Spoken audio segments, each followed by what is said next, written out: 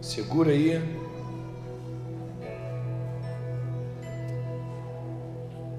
E vamos prestar atenção naquilo que Deus quer falar com a gente, amém? Toma o teu lugar agora, respira. Presta atenção, o Espírito Santo vai falar muito com a gente através dessa mensagem.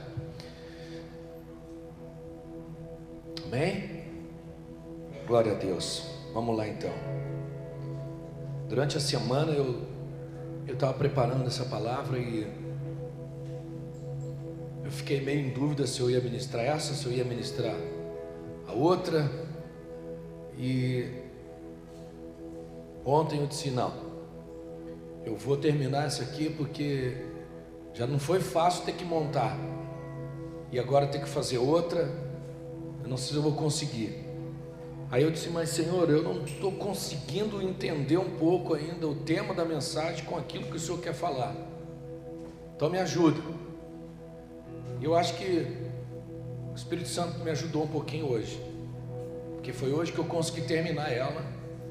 Foi hoje que eu consegui escrever algumas coisas que estavam aqui dentro, mas eu ainda não tinha conseguido distribuir de uma forma organizada para a gente poder entender. E aí hoje, nessa noite eu tive um sonho muito, muito interessante.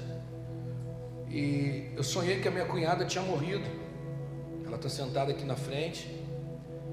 E ela ficou 4 dias morta.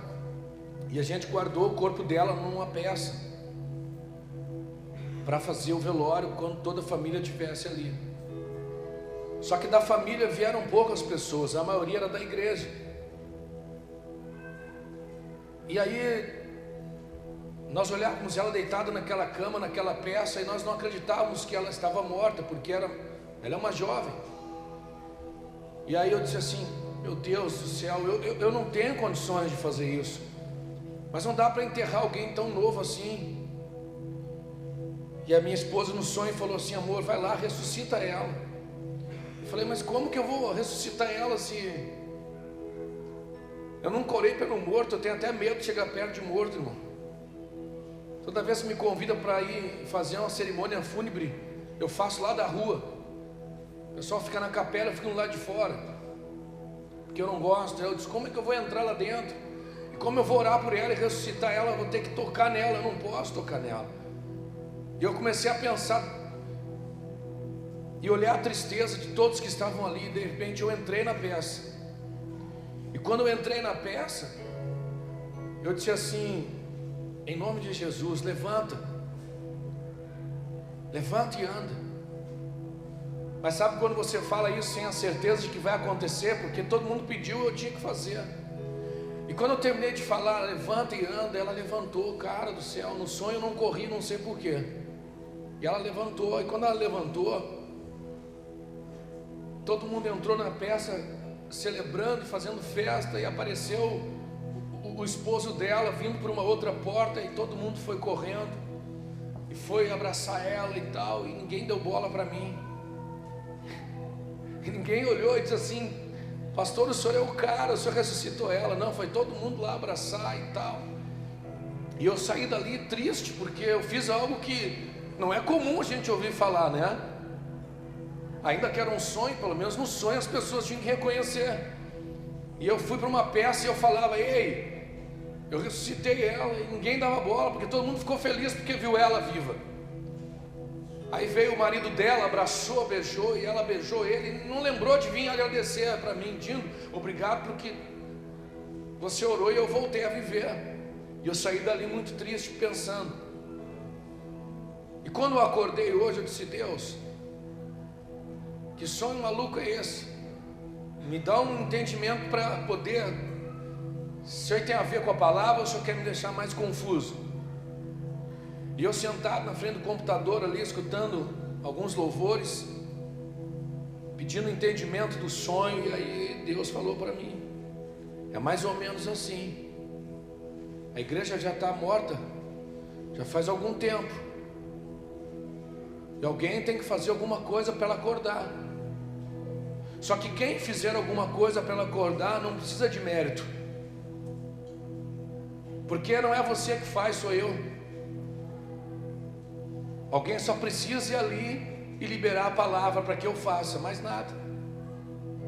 Por isso você não precisa de reconhecimento, só precisa entender o que eu quero que faça. A igreja está morta, mas ela precisa voltar a viver, e alguém precisa ir lá e orar para que ela volte a viver. Só que quem for lá não precisa ser reconhecido como aquele que ressuscitou a igreja, porque na realidade alguém morreu pela igreja. E o que a gente precisa nesses dias entender é isso, que tem muitas coisas que precisam voltar a viver, e que talvez quem vai ser usado para fazer essas coisas voltar a viver somos nós. Mas isso não quer dizer que a gente vai precisar de confete e de aplauso. E aí eu disse, tudo bem, eu entendi, já entendi. A missão que temos aqui na terra é muito difícil: ressuscitar mortos, ressuscitar vidas, ressuscitar pessoas, tirá-las do pecado, que é a morte, para a vida, que é Jesus. E fazendo isso, você não precisa de aplauso, não precisamos de reconhecimento. Fui eu que ganhei, fui eu que trouxe. Hoje é culto de semeadura, tudo bem, a gente não divulgou muito, talvez a gente tenha falhado em alguns aspectos aqui na igreja.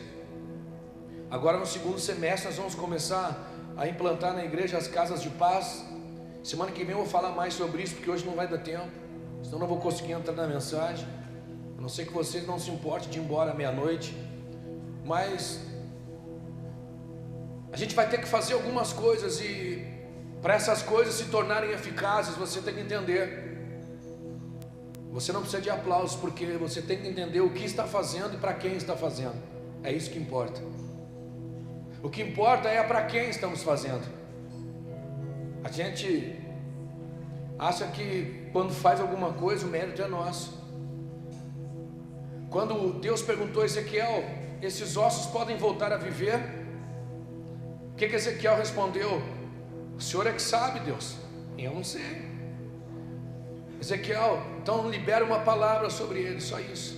Ora, profetiza sobre eles. E o que foi que Ezequiel fez, irmão?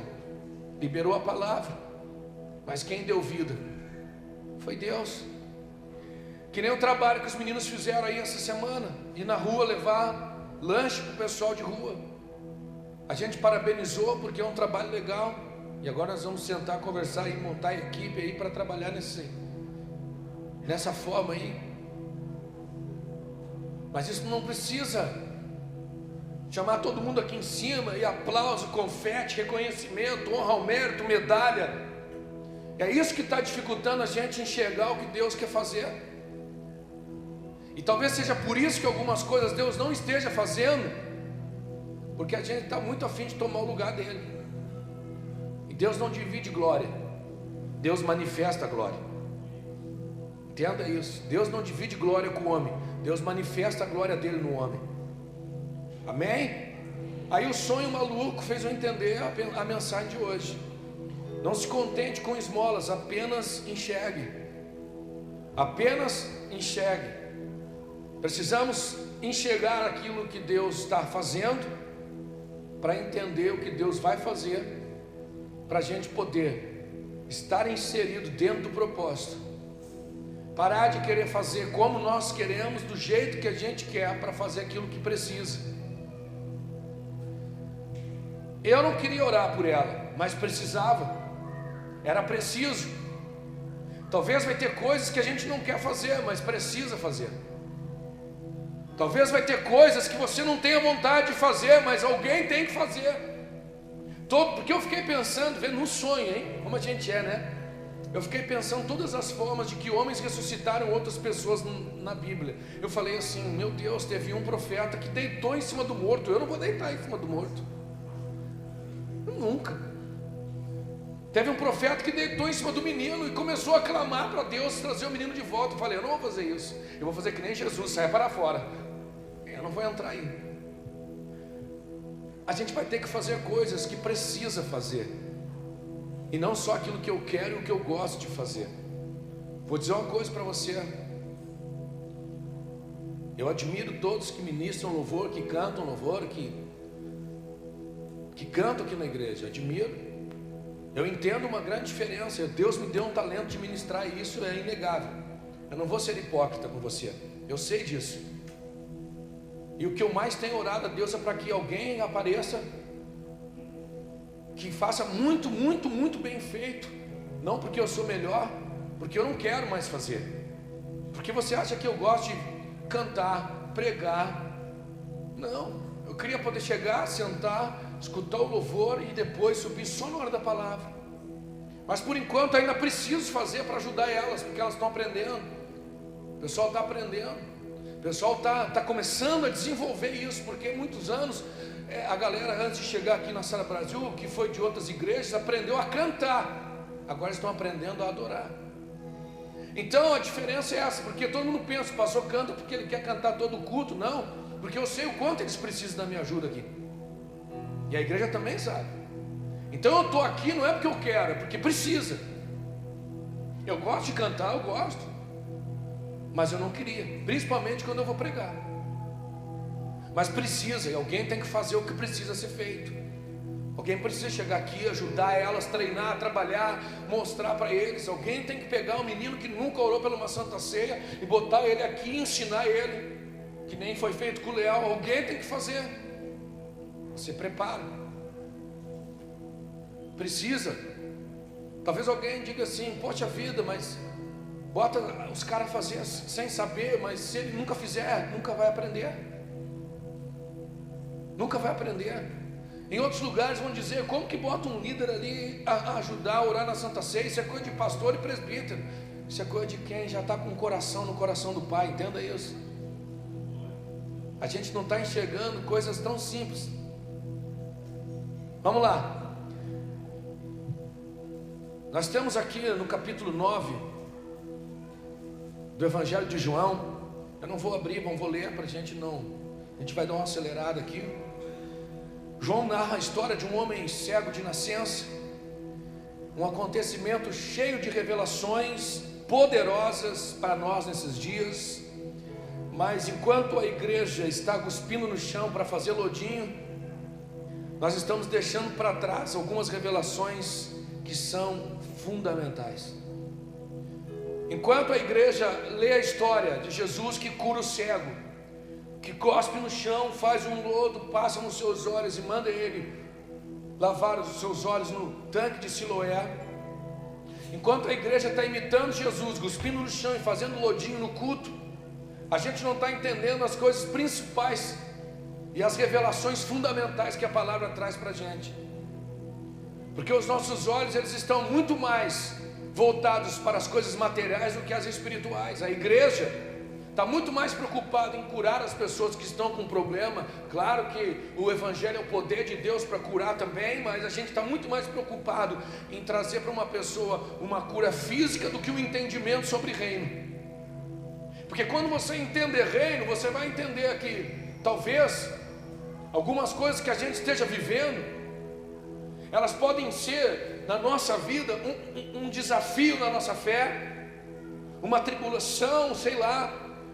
Mas não importa o que seja, em Cristo posso todas as coisas. Não importa o que seja, em Cristo eu posso todas as coisas. E essa é a diferença quando você entende detalhes de um evangelho que é poderoso e espiritual. Então, enquanto muita gente fica brincando nas igrejas, fazendo campanha para imitar algumas coisas que Jesus fazia, a gente perde tempo e deixa de entender algumas coisas que Jesus deixou para a gente poder crescer como igreja. Amém? Por falta de revelação a gente está sofrendo. Esse é o problema. Até quando você vai imitar, mas Jesus cuspiu, fez um lodo e curou, por que a gente não vai fazer se Ele disse que nós faríamos coisas maiores? O problema é esse, a gente faz coisas sem entender. Enquanto a igreja não tiver revelação das coisas que se movem, a igreja sofre. A igreja sofre porque não tem revelação, por não entender detalhes que são cruciais, tanto para a vida da igreja, quanto para a nossa vida pessoal. Por isso que tem gente que vai embora da igreja desgostoso com Deus. Por quê? Porque o pastor está lá prometendo um monte de coisa e não acontece nada. aí ele vai embora mais descrente do que quando chegou. E quando eu falo isso, eu não estou motivando a pessoa a se conformar com o problema, eu estou dizendo: entenda, Deus está com você em qualquer circunstância. Simplesmente adore, adore, adore. E entenda o que eu vou dizer agora. Uma pessoa que sofre, que está doente, que está com um problema, seja qual for o problema, se ele não tiver alguém do lado dele motivando ele, continua, adora, não desiste, vamos lá. É fácil a gente parar, porque a pessoa fica do teu lado dizendo: não, vai acontecer, não é agora, é nesse momento, é assim que vai ser, e aí não acontece, você vai desanimando mais ainda. Agora, quando tem alguém do teu lado motivando você, não a focar no problema, mas a focar em Deus, se o problema não passar, pode ter certeza, querido, Deus não vai passar na tua vida, Ele vai estar com você, em qualquer circunstância. Entenda isso, escute. Enquanto a igreja sofre por falta de revelação, nós com os olhos fechados limitamos a realidade, mas abri-los é ter coragem de enfrentar a infinidade de circunstâncias que estão diante da nossa vida. Às vezes nós não temos coragem de abrir os olhos porque a gente não quer enxergar o tamanho, a quantidade de coisas que estão à nossa volta, de situações, de adversidades, e às vezes a gente fica com os olhos fechados porque tem medo de abrir, clamando e gritando a Deus por um socorro, quando na realidade nós deveríamos abrir os olhos e olhar a realidade da nossa vida e entender aquilo que Deus quer que a gente faça, e parar de ficar de olho fechado gritando: Deus faz, Deus faz, Deus faz, Deus faz. Deus não mandou a igreja fechar os olhos e gritar, Deus mandou a igreja abrir os olhos e entender o que tem que ser feito. Só que a gente só vai fazer isso quando começar a ter revelação das coisas que Deus está fazendo, quando a gente começar a ler a Bíblia e começar a ter entendimento e discernimento de coisas profundas acerca da palavra. Porque todo mundo se apegou, quando leu esse texto, no lodinho. Jesus fez o lodo e curou o cego, ponto final, a história acaba aí. Esse é o cerne da mensagem. Todo mundo que prega sobre esse texto fala sobre isso. Tem tanta coisa rica para a gente falar aqui. Amém? Está na hora de abrirmos os olhos para enxergar, discernir e entender o que precisa e não o que se quer. Está na hora da gente começar a abrir os olhos para a gente entender aquilo que Deus quer, aquilo que precisa, não o que eu quero, não aquilo que eu acho, não aquilo que eu gosto. Aí quando a gente começar a abrir a Bíblia e ler, a gente vai começar a ter revelação. A gente vai começar a ler a Bíblia e vai parar de dizer: eu não entendi nada. A gente vai começar a ler a Bíblia e dizer: meu Deus, fala mais um pouco, fala mais um pouco, revela mais um pouco. Ou então quando a gente vem para um culto como esse, a gente começa a dizer assim: pastor, o que vai ser hoje? O que vai desvendar para a gente? Porque nós trocamos o nível, nós saímos de um nível e fomos para outro nível. A gente saiu daquele nível de igreja que a gente passa pelo portal mágico, caminha no Vale do Sal, leva uma garrafa ungida para casa, sai da igreja com 1 litro de azeite no cabelo. As mulheres que adoram isso. Semana que vem vai ter o culto da unção com óleo. Eu já comprei 50 litros de azeite. Quero ungir você, vou derramar óleo sobre a tua cabeça para ungir você. As mulheres então nem façam chapinha semana que vem, porque nós vamos ungir todas as pessoas e vou derramar 1 litro de óleo na cabeça de cada um para você sair daqui no óleo. Nós já passamos disso. Nós já passamos disso, mas agora precisamos ser uma igreja que trocou de nível. E quando você troca de nível, você começa a ter curiosidade de entender o que Deus quer fazer. Quando você troca de nível, você vem para o culto, você não está preocupado com que hora ele vai acabar. Você está ansioso para ouvir aquilo que Deus quer falar. Essa é a diferença. Você vai para a igreja e o ambiente, ele te envolve de um jeito que quando o pastor diz amém, você fala: já acabou. Porque tem gente que diz graças a Deus. Quando o pastor fala assim, o pessoal do louvor pode subir, tem gente que bate a cabeça e fala, graças a Deus. Quando eu fui lá na minha van, o pastor Luiz Hermínio pregou 3 horas. Teve um cara que deu anúncio 1h30, cara. Aquele cara assim queria matar ele. Mas aquele pastor que deu os anúncios, que prega uma palavra. Aí quando ele saiu, o pastor Luiz Hermínio sumiu, pegou o microfone e falou assim, amém? Posso pregar agora? Pregou 3 horas, cara. E quando ele disse amém, vamos orar, todo mundo, mas já acabou. Sabe por quê? Porque pessoas que estavam ali, estavam com fome, com sede. Quando você vai para a igreja com fome, com sede, parece que tem um buraco na tua barriga, que você come e não se alimenta. Não é suficiente. Mas tem crente que já vai para a igreja com a barriga explodindo, estufado de porcaria, daí não consegue comer o que é bom.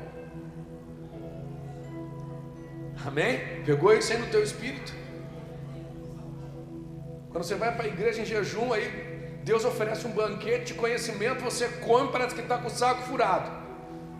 Mas quando você se enche de porcaria, você vem para a igreja, olha para o banquete de Deus, não quero nada, estou estufado. Então a gente precisa voltar a ser uma igreja que enxergue, que abra os olhos para enxergar o que Deus quer fazer, para entender, para a gente poder viver coisas maravilhosas, amém? Vamos lá. Antes de eu falar sobre o capítulo 9 e sobre o homem que era cego de nascença, você precisa entender comigo algo que aconteceu antes desse capítulo, que foi no capítulo 8. Escute, quando você não entende o que está sendo gerado em um ambiente de revelação, a insatisfação é uma aliada da alma. Se você não entender o que eu estou falando, se a linguagem que eu estou usando é difícil, antes que você pense que isso aqui é pinga, isso aqui é café, tá? O pessoal aí pensou numa coisa boa para fazer, gostei. Cafezinho quente. Aí eu não tenho como parar de pregar, irmão. Não tem como. Imagina, palavra, café quente, pessoa. Qual pastor que não gosta disso? Escute, se você não entendeu o que eu estou falando, levanta a mão e pergunta que eu repito. Talvez a linguagem seja um pouco diferente. Aí você levanta a mão, pastor, eu não estou entendendo nada. Aí a gente começa tudo de novo. Quando você não entende o que está sendo gerado em um ambiente de revelação, a insatisfação é uma aliada da alma. O que significa isso, cara? Quando você está num ambiente que coisas estão acontecendo e você não acompanha as coisas que estão acontecendo e você não entende as coisas que estão se movimentando, a insatisfação é aliada da alma. Por quê? Porque você não entende. E por não entender, e muitas vezes não querer entender, você começa a confrontar, começa a conflitar, começa a questionar, começa a discordar. E quando isso começa a ser gerado dentro da gente, aí começa a gerar um ambiente de insatisfação dentro da gente. E esse ambiente de insatisfação, ele mata, escute, mata pessoas. Ele não mata a igreja. Tem cara que diz assim, olha, do jeito que essa igreja está indo, ela vai acabar, a igreja vai para o beleléu. Escute, as portas do inferno não vão prevalecer contra a igreja. Talvez alguns tijolinhos caiam. Escute. Por isso é importante a gente entender as coisas que Deus está fazendo, e por quê, e para quem eu estou fazendo, e entender o ambiente que está sendo gerado, para que eu, dentro de mim, não crie isso, porque isso mata pessoas. Antes de passar pelo cego e liberar sobre ele um dos sinais que testificavam quem Jesus era, Jesus teve um confronto de espírito, no bom sentido, com os fariseus. No capítulo 8, Jesus estava ali pregando, anunciando a mensagem, todo mundo na volta dele, ele estava lá no pátio, e aí trouxeram uma mulher que foi pega em adultério. Trouxeram uma mulher, a Bíblia diz lá no capítulo 8, que trouxeram uma mulher até Jesus, e disseram assim, foi pega em adultério. E a lei diz que toda mulher que é pega em adultério, ela tem que ser apedrejada. E aí o que tu vai fazer? Porque Jesus, ele estava sendo perseguido, e eles tentavam Jesus para que ele falasse alguma coisa, para que eles considerassem uma blasfêmia, para poder acusar Jesus e ter como prendê-lo, porque eles já estavam se sentindo incomodados com a doutrina de Cristo. Muita gente começou a seguir Jesus, ouviu o seu ensino. Muita gente ainda, nem pelo ensino, pelo milagre, estava começando a ouvir o ensino. Porque é assim, se realmente você lá na rua dizer que no domingo aqui trouxeram um morto dentro do caixão e o pastor orou, o cara levantou, domingo que vem tem 500 pessoas aqui. Porque os sinais fazem com que pessoas sejam atraídas também. E muitos vieram até Cristo. Só que aí está o problema da igreja. A gente está preocupado em mostrar sinais e não está mais mostrando Cristo. E muitos sinais que Jesus realizou era só para testificar quem Ele era. E esse era o problema. Você vai entender agora comigo. Os fariseus enlouqueceram. Porque quem era Jesus? Ninguém. O filho do Zé, o carpinteiro. Então como que esse camarada perdoa pecado? Mas Jesus não estava perdoando pecado. Jesus só não estava condenando. Essa é a diferença. Quem disse que ele perdoou o pecado? Ele não estava condenando. Aí, olha só a diferença. Trouxeram a mulher e a mulher foi lançada diante dele, Jesus ali. Eles questionaram, ele se abaixou e começou a escrever no chão. E aí? E agora? Ela tem que ser apedrejada. Jesus escrevendo. Se alguém não está em pecado, que atire a primeira pedra. Se algum de vocês não está em pecado, atire a primeira pedra. E olha só que interessante, porque Jesus não disse se algum de vocês nunca pecou, ele disse se alguém de vocês não está. Se alguém de vocês não está. Interessante isso. Ele não disse se alguém nunca pecou. Porque várias vezes eu ouvi isso, alguém dizer que Jesus falou, quem nunca pecou atire a primeira pedra. Mas Jesus não fala isso. Se alguém entre vós não está em pecado, então que atire a primeira pedra. A Bíblia diz que os mais velhos começaram um por um a largar as pedras. Você pode pegar a sua Bíblia em casa e ler. Você pode pegar a sua Bíblia e procurar, você vai ver. E aí eles começaram a largar as pedras e começaram um por um a ir embora.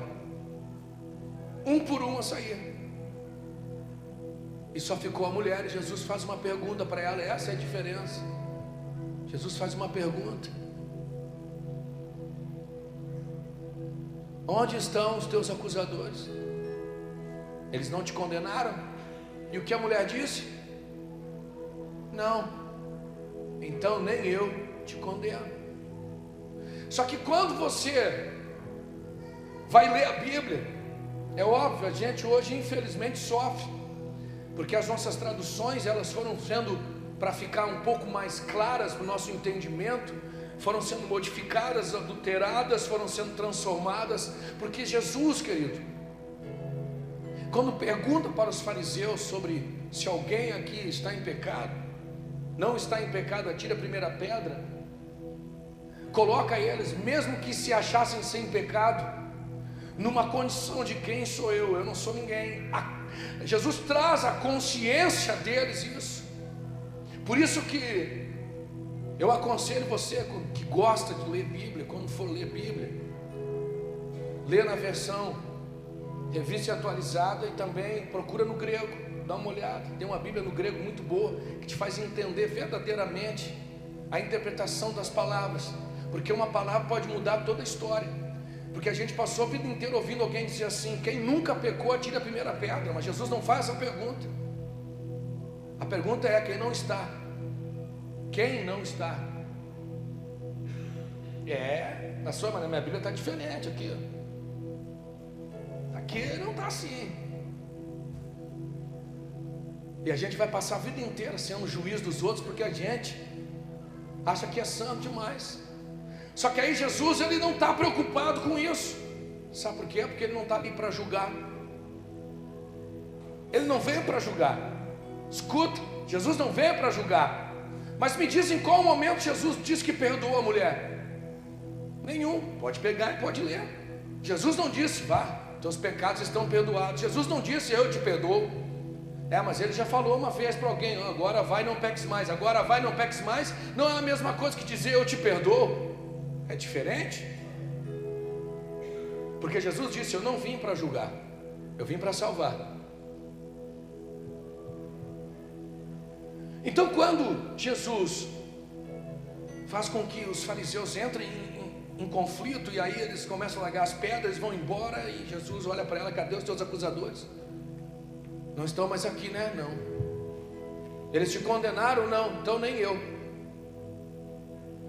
Pode ir embora. Sabe o que acontece? Quando a gente não entende o ambiente, a gente começa a se tornar juiz. Juiz das coisas, juiz das pessoas, juiz daquilo que Jesus está falando, a gente não está entendendo. Só que tem um detalhe, querido. Jesus conhece a intenção do nosso coração, como conhecia a intenção do coração daqueles homens que tentavam ele todas as vezes que o encontravam, para tentar fazer Jesus falar alguma coisa, para que eles tivessem uma razão para prender Jesus. Nós precisamos entender o ambiente da revelação daquilo que Jesus está fazendo, porque senão nós vamos estar julgando as ações de Cristo, vamos estar condenando pessoas e não vamos estar vivendo o propósito. Quando Jesus sai dali, Jesus vai e encontra quem? Encontra um homem. E a Bíblia diz no capítulo 9 que o homem era cego de nascença. E a Bíblia diz que Jesus vê o homem. E quando Jesus vê o homem, os seus discípulos, que provavelmente devem ter visto também, fazem uma pergunta interessante: quem pecou para que este nascesse cego? Foi ele ou foram seus pais? Porque dentro da concepção do judaísmo, alguém que tivesse uma doença desse porte, ou é porque recebeu uma maldição, ou é porque fez alguma coisa errada e recebeu um castigo.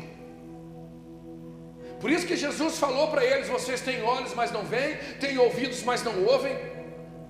Jesus estava trazendo revelações acerca do Pai, do coração do Pai, para que eles pudessem entender o que o Pai estava querendo fazer, mas eles não conseguiam. Sabe por quê?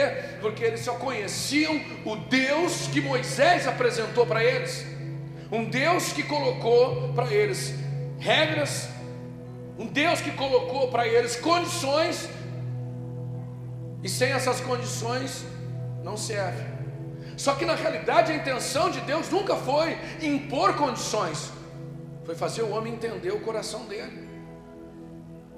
Mas sabe o que Deus falou? Você vai perguntar: mas pastor, por que que no Velho Testamento Deus parece tão cruel? Deus não é cruel, é o homem que é rebelde.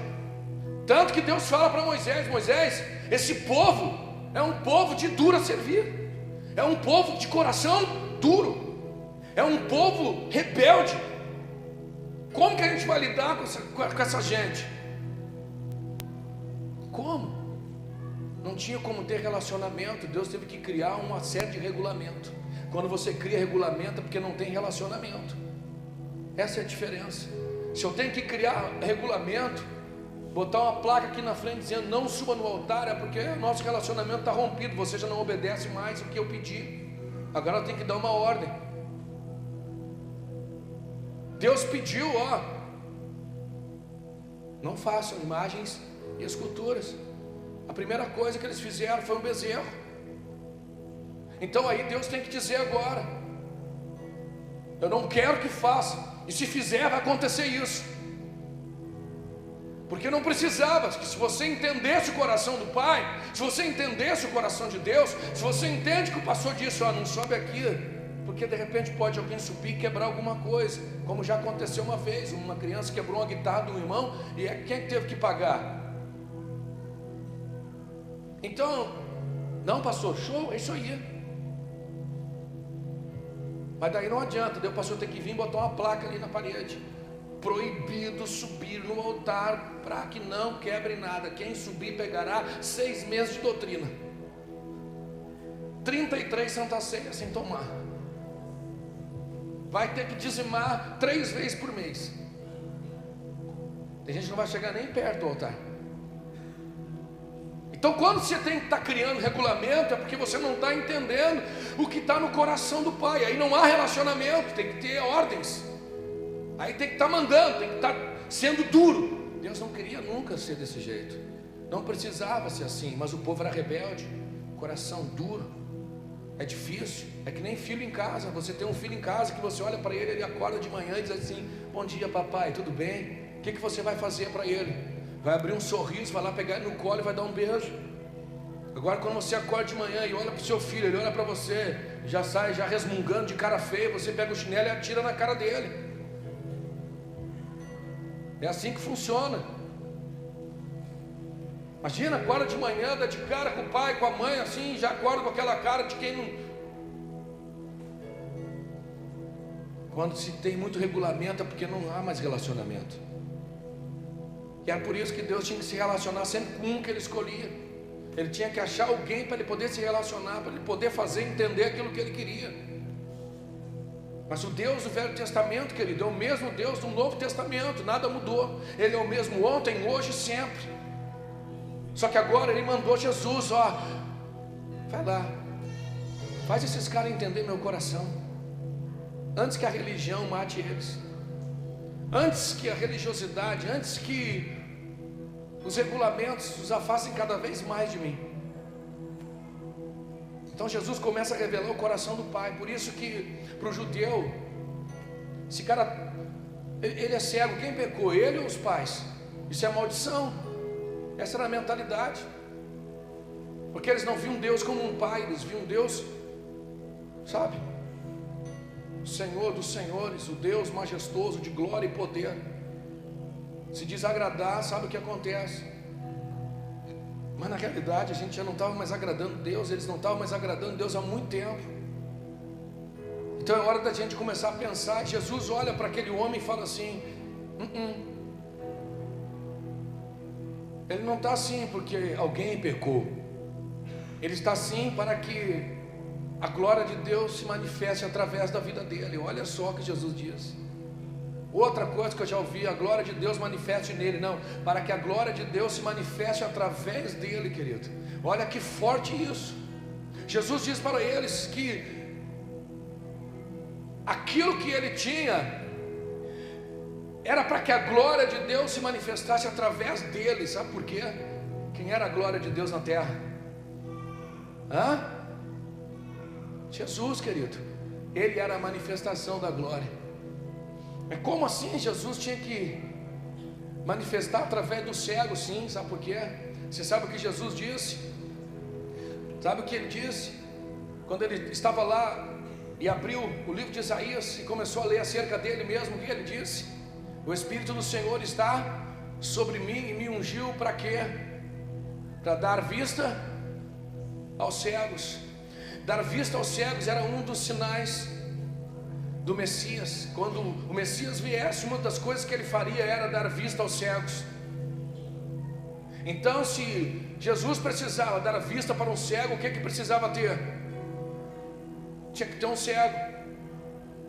E a glória se manifestar através da vida dele era o que? Era Cristo fazendo ele ser curado, para que todo mundo entendesse quem Jesus era. Tem coisas que Cristo está fazendo no nosso meio e a gente não está conseguindo entender, e por isso não está reconhecendo a manifestação da glória dele. Por isso que para muitos vir na igreja e não vir não muda nada, porque ele não entende nada do que Deus está fazendo. Então Jesus olha e diz assim: não, ele não é assim porque alguém pecou. É para que a glória de Deus se manifeste através dele. A glória, aí Jesus fala: eu sou a luz que vim.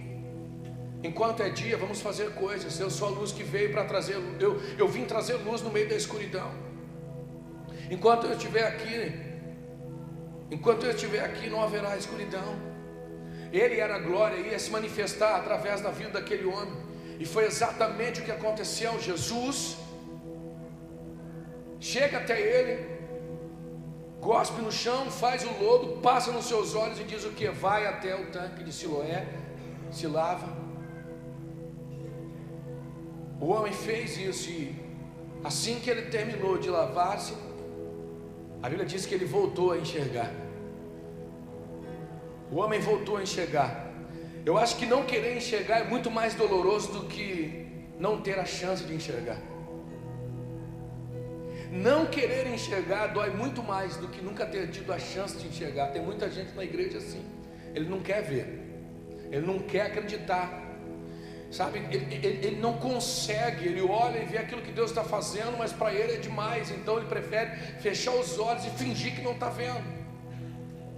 Eu acho que isso dói muito mais do que alguém não ter a chance de enxergar, e Jesus vem e dá a chance para esse homem enxergar. Jesus vem e dá a oportunidade desse homem enxergar, e não só dá a chance dele enxergar, mas agora Jesus começa a fazer algumas coisas que vai mexer com o coração dos religiosos. Porque o que deixa o religioso nervoso é quando Jesus começa a cumprir o que ele falou que ia fazer, mesmo quando todo mundo é contrário. O que deixa o religioso nervoso é isso, porque ele quer dizer como Deus vai fazer, e Jesus vem e faz tudo ao contrário do que ele pensa. E aí ele começa a quebrar tudo. Jesus cura aquele homem. Sabe o que eu vejo aqui? Depois desse acontecimento, eu vejo Jesus saindo de um extremo e entrando no outro. Momentos antes, Jesus estava com os sábios, cheios de saúde, cheios de visão, estava com os homens mais inteligentes, doutores da lei, homens cheios de conhecimento, homens com a visão ampla sobre a vida, mas eles não conseguiram entender nem discernir o ambiente de revelação. Jesus sai de um extremo onde ele andou ou teve com homens que tinham visão, tinham olhos, mas não conseguiam ver. E de repente ele sai dali, e Jesus está diante de um homem maltratado pela vida, um homem que pela sua condição de vida é considerado uma pessoa amaldiçoada, um homem desacreditado e sem crédito, visto pela sociedade como um maldito. Aí Jesus vem e dá a ele a chance de enxergar, a chance de parar de viver de esmola. Porque a partir do momento que aquele homem passa a enxergar, ele tem a oportunidade de escolher se ainda quer continuar vivendo de esmola, ou se ele agora quer continuar a vida dele num outro propósito. Quando Jesus chega até nós, ele nos dá a oportunidade de mudar o destino. Você escolhe. Você escolhe se quer continuar com o mesmo destino, se você quer mudar o teu destino. Você imagina um homem cego desde nascença, Jesus chega até ele e dá uma oportunidade de enxergar. Ele podia continuar com os olhos fechados e sentado ali pedindo esmola, ou ele podia sair dali e dizer: agora eu posso ter uma vida. Até então eu não tinha uma vida, agora eu posso ter uma vida. Por isso que eu disse que eu não sei o que é mais doloroso. Eu acho que mais doloroso é não querer enxergar do que nunca ter tido uma chance para enxergar. Tem gente que tem tudo para poder enxergar o que Deus quer fazer, mas parece que fecha os olhos para não querer entender e não querer enxergar. Tem gente que está com tudo, cara, está com tudo para deixar Deus fazer da vida dele algo completamente diferente, mas parece que o cara fecha os olhos e não quer entender. Aí aqui sai a resposta dos seus discípulos: Senhor, quem pecou? Aqui sai a resposta. Depois que Jesus cura esse homem, a resposta aparece. A resposta vem, sabe por quê? Porque Jesus mostra para eles que não foi por um pecado ou por uma maldição, foi por um propósito. Nós estamos dentro da igreja muitas vezes chorando e mendigando uma esmola para Deus, uma bênção, um milagre, um socorro. Eu já estou feliz, sabe por quê? Porque a gente não entendeu o propósito, por isso a gente prefere viver de esmola. Olha, se Deus me desse o meu carrinho, olha, eu já estava feliz. Olha, se Deus me abençoasse com esse milagre, eu já estava feliz. Porque a gente está vivendo de esmola. E a resposta que Deus dá para os discípulos é essa, está aí, ó. Não havia pecado nem maldição, o que havia era um propósito. Talvez a gente precisa voltar a entender o propósito. Algumas coisas que estão acontecendo são para nos ensinar outras e para nos levar para outros lugares. E talvez a gente não está querendo enxergar isso. Aí está teimando com Deus, está mendigando, pedindo esmola. Sabe, disseram para mim assim, que pena, quando aquele menino faleceu, o Eliezer, que tocava teclado, tão jovem, cheio de talento, mas no dia do velório dele eu vi uma coisa muito bonita. O pastor falou assim: hoje os céus está recebendo um dos melhores tecladistas do Rio Grande do Sul. A gente nunca pensa nisso. A gente nunca pensa nisso. Aí você vai dizer: pastor, mas que propósito há nisso? Sabe o que eu vi na vida daquele cara que eu conheci? Não conhecia muito não, fazia um ano que eu estava acompanhando a vida dele. Um cara que até a morte, até o último dia de vida, não deixou de amar Jesus. Um cara que veio tocar aqui na igreja uma semana, 2 antes de falecer, e cantou uma canção e disse que Jesus ainda era tudo para ele, independente da situação.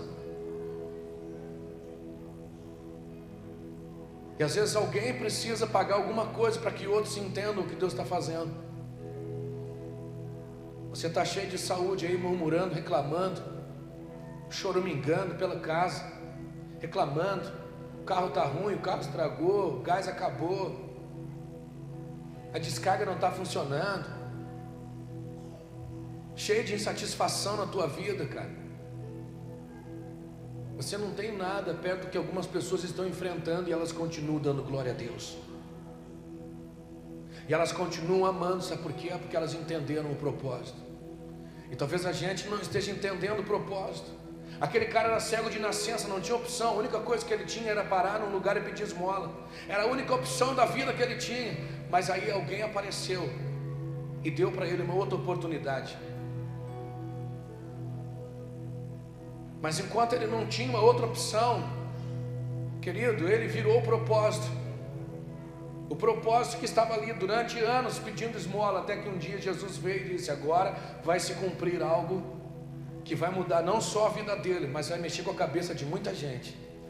Porque todo mundo prega sobre o cego de nascença e fala da terra, do lodo, fala do que Jesus fez, fala do milagre que Jesus operou nos olhos do cara, mas não fala do impacto que aquela cura trouxe na mente de muita gente. Porque quando ele sai dali, aí eu começo a ficar em colapso quando eu leio isso. Escute, os cegos podem até pedir esmola para viver, mas pior é enxergar e só ter esmolas para dar. Um cego pode até pedir esmola para viver, mas o pior, meu irmão, é você enxergar e só ter esmola para dar. Sabe o que significa isso? Era muito comum que as pessoas doentes, os cegos, paralíticos, as pessoas sem oportunidade, pessoas que eram abandonadas, elas ficassem nas ruas pedindo esmola. Isso até hoje é uma realidade. Talvez ainda hoje você encontre algumas pessoas na rua pedindo esmola que nem precisariam estar morando na rua, mas talvez por algumas razões elas estão. Mas aqui nessa época era comum essas coisas acontecerem para os doentes, abandonados, desacreditados, sem oportunidade. Então era comum que as pessoas parassem na rua e pedissem esmolas e ficassem às portas da entrada do pátio pedindo esmolas. E principalmente as pessoas se reuniam ali em Jerusalém, perto do templo, porque todo mundo pensava que quem fosse passar por ali é quem está indo no templo para adorar a Deus, e quem adora a Deus tem um coração de compaixão. Então o melhor lugar para você pedir alguma coisa é aqui, onde os crentes se reúnem. É que nem alguém vir aqui no culto agora e pedir para a gente uma comida, você vai negar? Claro que não. Manda ele ali na boca de tráfico pedir uma comida, vai levar chumbo. Então claro, a mentalidade é essa, o cara vem aqui, irmão, eu nem quero dinheiro, só quero uma coisa para comer. Ninguém vai negar. Então as pessoas faziam isso, iam para a porta do templo, ficavam ali, porque acreditavam que naquele lugar pessoas boas iriam passar e iriam dar coisas para elas. Isso era comum.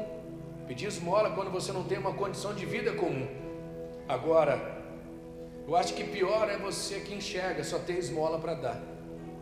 Bom, só damos aquilo que nós temos e só levamos pessoas nos lugares aonde já fomos.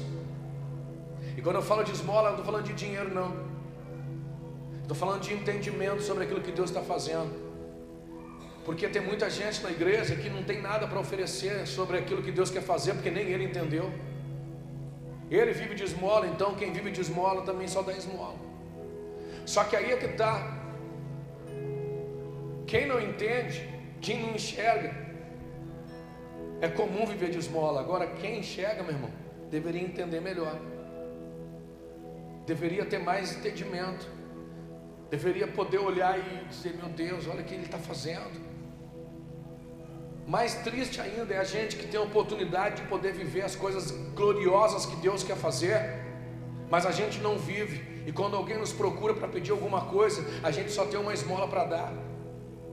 Isso é pior. Seria tão bom se a gente tivesse coisas maravilhosas e grandiosas para repartir, mas às vezes não tem. Não tem por quê? Porque nem a gente está conseguindo entender aquilo que Deus quer fazer. Os fariseus não entendiam nada e não tinham nada para oferecer além de esmola. Esse é o problema. Quando você passa a entender o que Deus está fazendo, quando você passa a entender o que Deus quer fazer, você começa a viver riquezas. Escute isso, querido, escute isso. Isso pode mudar a tua história, hein? Quando você entende o que Deus está fazendo, quando você abre os olhos e começa a discernir o que Deus está fazendo, você pode começar a viver riquezas. Riquezas de revelações, riquezas daquilo, de instruções. E quando você começa a viver riqueza, o que você vai dividir? Amém? O que você vai dividir? Riqueza. Essa é a diferença. É por isso que quando você vai falar com um crente que não tem nada para dar, o cara não sabe nem o que falar. É por isso que quando você vai conversar com um cara que está pobre espiritualmente, ele não tem nada para oferecer, capaz de ele tirar o que você nem tem. Você para falar com o irmão da igreja, pensando que o cara está, quando vê o cara está tirando até aquilo que você nem tem. Você só vai levar pessoas onde você entrou. Você só vai dar para as pessoas aquilo que você tem, o que você tem recebido. Essa é a diferença. Quando a gente passa a entender, querido, passa a enxergar o que Deus quer fazer, a gente começa a desfrutar de riquezas, riquezas de revelação dos céus. E quando alguém vir até você, você não vai dar esmolas, você vai dividir riqueza. Perguntam para mim assim, como que esse homem prega tanto, fala tanto, como consegue ficar 1h30 pregando, meu Deus do céu? Porque eu tenho muita riqueza para dividir com você.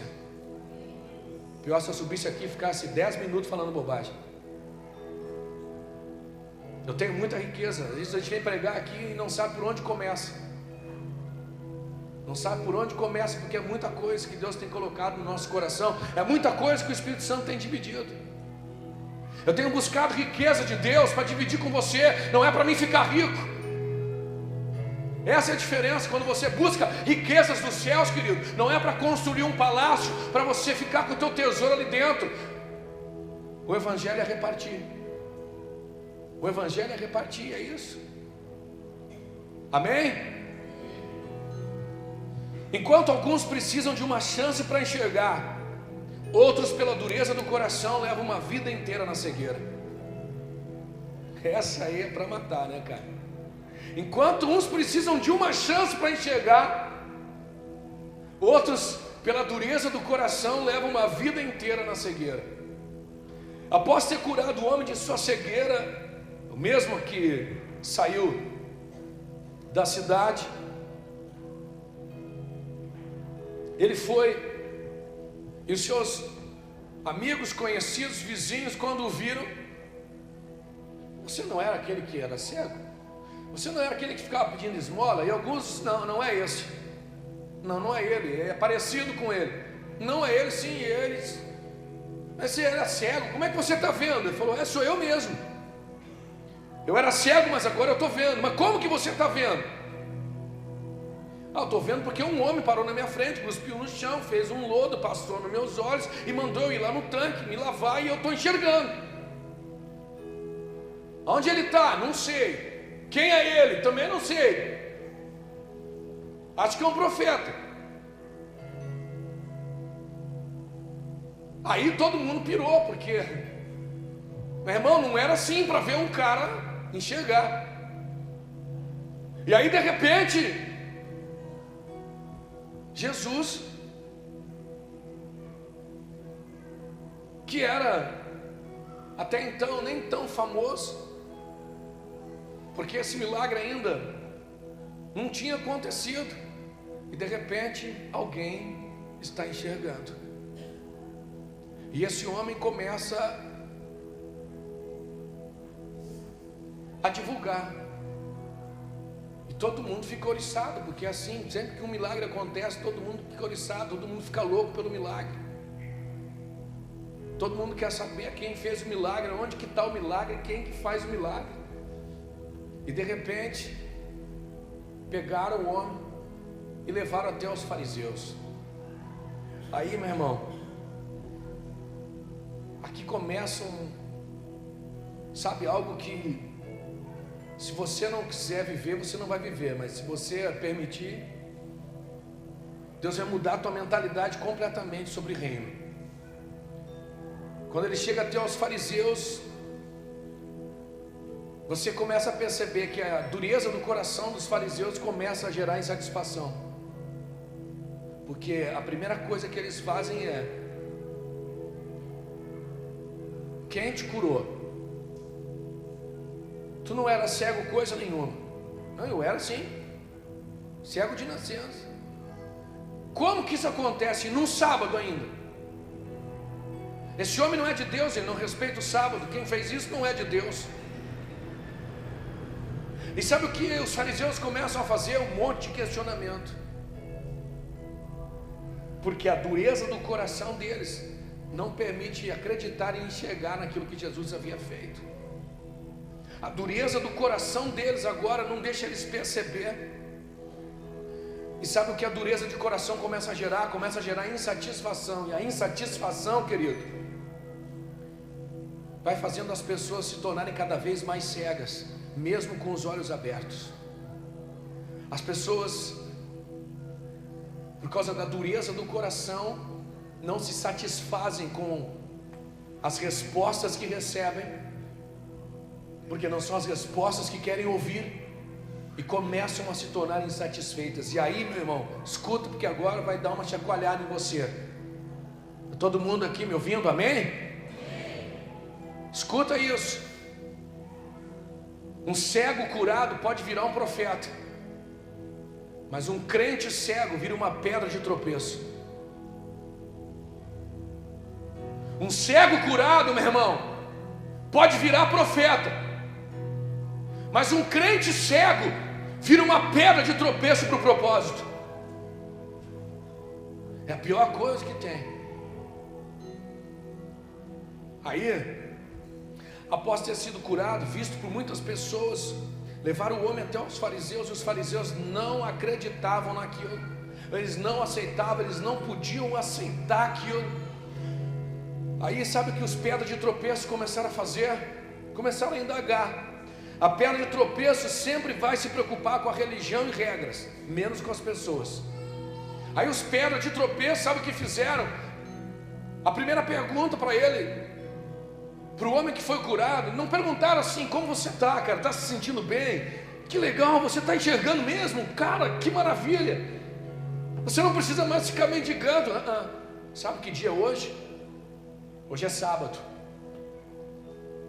Os pedras de tropeço sempre vão se preocupar com a religião e vão se preocupar sempre com as regras, menos com as pessoas. Esse é o problema. Por isso que um crente cego pode virar uma pedra de tropeço. Um crente que não está entendendo o que Deus está movimentando. Jesus acho que perguntou para o cara que dia era. Não, ele viu a necessidade do cara e ministrou um milagre sobre a vida dele. Porque a necessidade da pessoa era maior do que a regra. Esse é o problema, quando você não entende o coração do Pai. Você começa a honrar as regras, mas sem entender o coração do Pai, não adianta querer honrar regras. Porque muita gente não honra regras para agradar a Deus. Honra regras, sabe por quê? Para Ele mostrar que Ele é perfeito, que Ele é bom. Eu cumpro, então se eu cumpro, todo mundo vai cumprir. Tem gente que é assim. Os pedras de tropeço sempre vão se preocupar com a religião, menos com as pessoas. Tome cuidado com isso. Os pedras de tropeço, meu querido, olha só, para os pedras de tropeço, você pode dar as respostas necessárias, mas nunca dará as respostas satisfatórias. Quem te curou? Um cara, pomba, não sei quem é ele, onde ele está, eu não sei, cara. Tu era cego mesmo? Eu era cego. Não, eu não acredito. Cadê a tua família? Chama a tua família aqui, a gente quer testificar esse negócio. Vem a família do cara, ele era cego.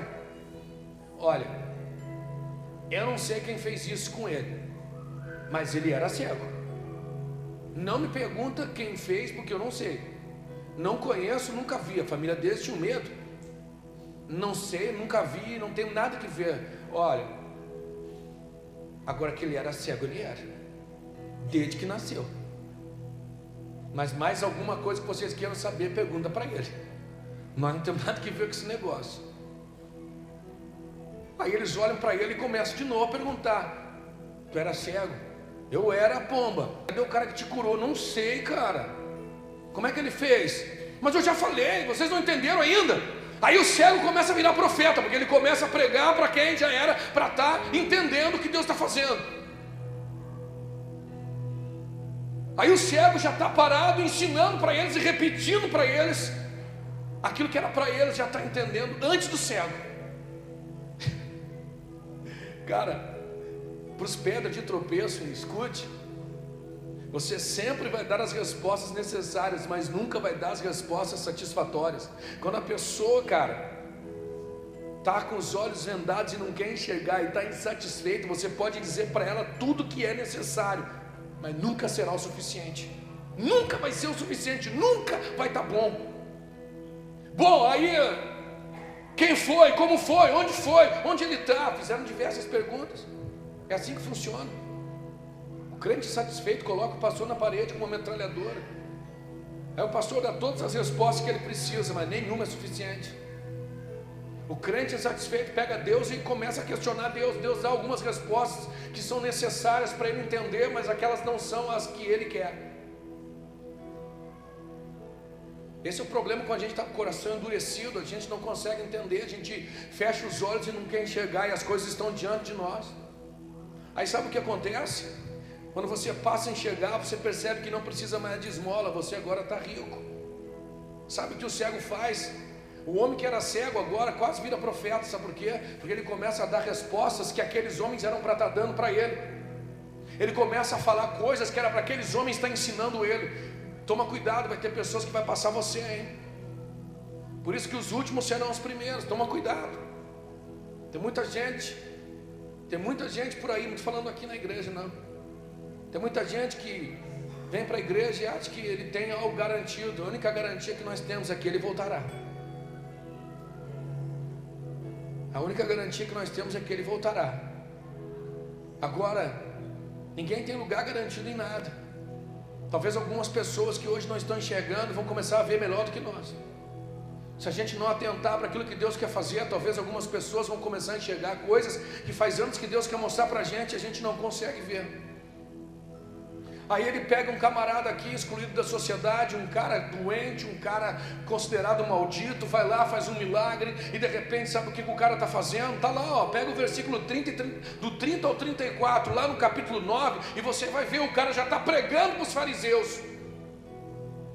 O cara já está pregando para os fariseus. Eu não sei quem ele é, cara, não sei de onde ele é, eu sei que aconteceu. E sei também que está escrito que ninguém faz um milagre desse que não seja por Deus.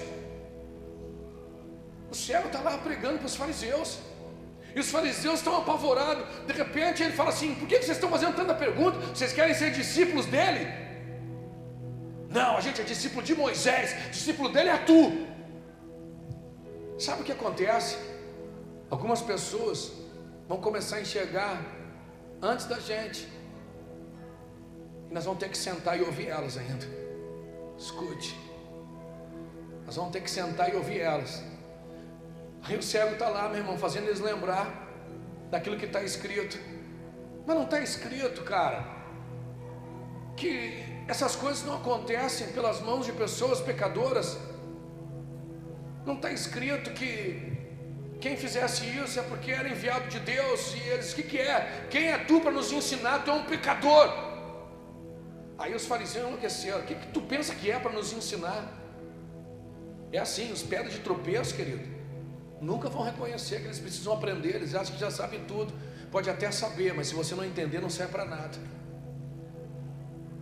Você pode saber tudo, você pode conhecer toda a escritura, você pode fazer que nem esses dias eu estava olhando, essa semana na internet. Deixa eu ver que hora é, eu vou terminar, mais algumas horas.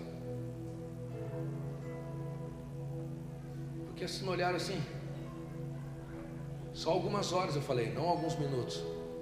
Então, eu vi aulas de teologia e tal, o pessoal explicando algumas coisas. Até esse texto que eu acabei de falar aqui para você, talvez você esteja pensando assim, mas não está escrito isso, pastor. E os caras falam bem, cara, os caras ensinam muito bem. Como os caras têm conhecimento, como têm entendimento. Eu queria ter 10% do cérebro dessa gente. Mas se é para não entender, cara, então eu prefiro continuar assim, vivendo de revelação daquilo que Deus está falando. Porque não adianta, eu quero que Deus levante mestres na palavra, mas mestres cheios do Espírito Santo. Homens que nos ensinem a Bíblia de uma forma que a gente nunca viu, mas que sejam cheios de Deus. Não mestres que sobem aqui para questionar aquilo que o Espírito quer fazer. Deus não mandou você estudar a Bíblia para questionar, Deus mandou você ler a Bíblia para você entender Ele. É diferente. Deus não nos mandou estudar teologia para começar a debater com os outros, não. Deus nos mandou conhecer para poder entender mais o que Ele quer fazer. Quando você estuda é para você ter mais relacionamento, não é para você se afastar. Eu acho que a igreja tomou um rumo muito perigoso nesses dias. A gente começou a estudar demais e começou a entender demais aquilo que a gente pensa que é reino, e começou a matar algumas coisas simples de dentro da casa do Pai. Comunhão, respeito, amor, relacionamento, amizade, cumplicidade, coisas simples. Você acha que Deus está preocupado se aqui na igreja a gente conhece toda a Bíblia? Se você já decorou todos os 66, livros da Bíblia? Você acha que Deus está preocupado? Você acha que vai agradar Deus porque você estuda mais a Bíblia do que o outro? Deus não está preocupado com isso, não. Nem é isso que Ele está buscando. Deus está buscando um povo que entende o que Ele quer fazer. E Deus quer fazer coisas simples. Deus quer se manifestar através da nossa vida. Deus quer abrir nossos olhos para que a gente comece a enxergar coisas que até agora a gente não enxergou, para mexer com o conhecimento dos outros, para mexer com a cabeça de quem está lá fora. Jesus disse, Ele não está assim porque alguém pecou, é para que a glória de Deus se manifeste através dele. É para que pessoas como o Tom, que estava aqui fazendo a Santa Ceia, não sei se você viu, mas ele estava com o microfone assim, ó. E eu peguei com a mão, tremendo do meu lado, a perninha fazia assim, suor escorrendo no pescoço. De repente algum religioso, alguma pedra de tropeço pensa assim: não vou tomar Santa Ceia porque tem um menino orando pela ceia. Que bom que você não tomou, você não faz parte disso mesmo. O reino não é para você. O reino são para esses meninos que não entendem muito bem o que Deus quer fazer, mas estão com o coração cheio de vontade para fazer. Talvez a gente devesse parar um pouco de estudar e começasse a ouvir mais Deus. Será, pastor, que a gente agora vai parar de ler a Bíblia? Não. Talvez a gente devesse parar um pouco de estudar para querer mostrar o quanto a gente sabe, para a gente começar a ouvir, para a gente mostrar para as pessoas o quanto Deus está fazendo na gente. Como eu gosto de conversar com alguns irmãos da Assembleia, que eles adoram citar versículo bíblico, que eu não sei nenhum. 17 anos que eu sou crente, eu só decorei um versículo até hoje. Jesus chorou. E não sei nem onde que está ainda.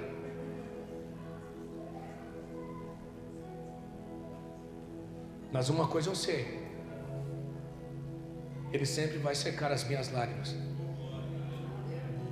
Uma coisa eu sei: até a consumação dos séculos Ele estará comigo.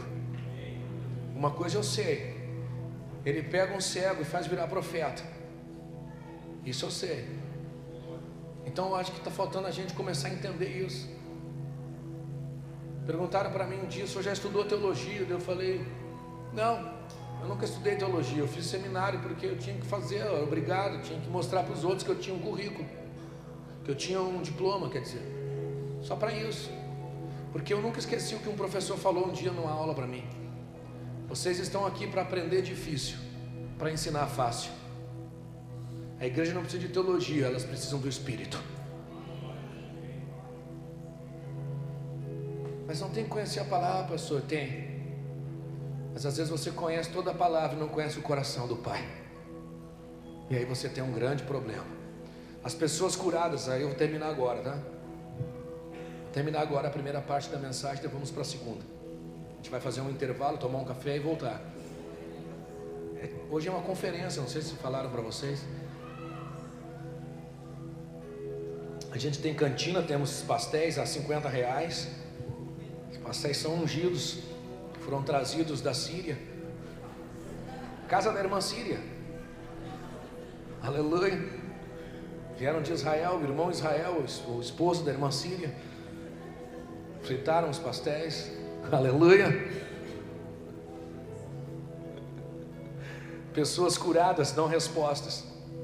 Pessoas doentes exigem respostas. Posso ouvir um amém? Posso ouvir alguém dizer assim: me ajuda? Aleluia, Deus. Pessoas curadas dão respostas. Pessoas doentes exigem respostas. Essa é a diferença. Depois de ter sido interrogado, o homem foi até Jesus Cristo. E sabe o que Jesus fez? Jesus se revela ao homem. Jesus se revela ao homem, revela quem Ele é. E sabe o que o homem faz? A Bíblia diz que o homem se rende diante de Jesus e o adora, reconhecendo quem Ele é. Sabe o que o homem fez? O homem deu uma resposta a Cristo, uma resposta àquilo que Jesus fez na vida dele.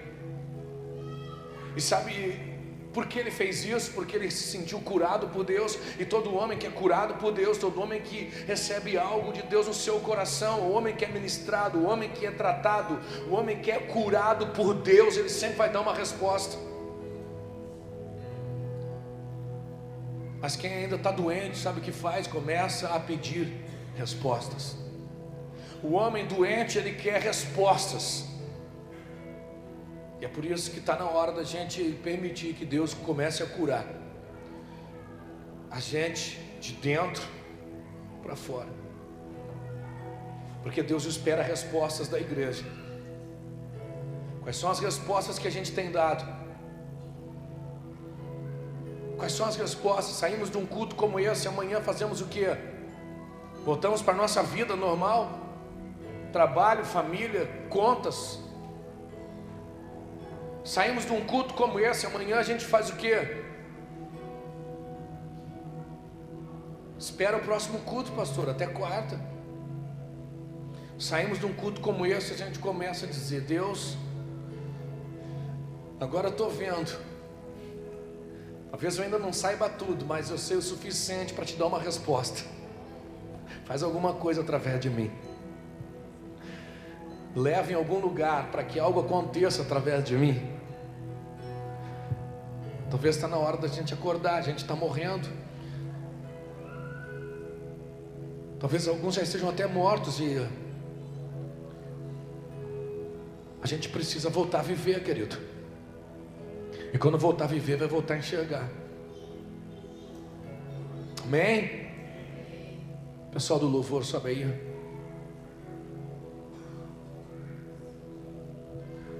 Não permaneça cego, filho. Talvez o que a gente precise essa noite é só ir até o tanque de Siloé. Algo já foi liberado sobre a nossa vida.